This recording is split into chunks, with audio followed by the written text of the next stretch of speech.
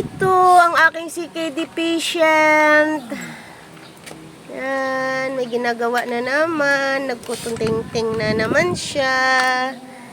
Thank you Lord talaga. At medyo okay na siya. Ano kayang gagawin nito? Nagpipili-pili. Stage 5 CKD yan. Nagdadialysis yan. Pero pilit na nagkukuting-ting. Nakahubad-hubad pa yan. Oy, tingin ka nga. Pogi ah.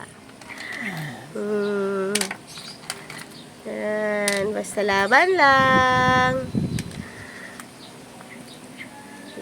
3 times a week yan magdialysis.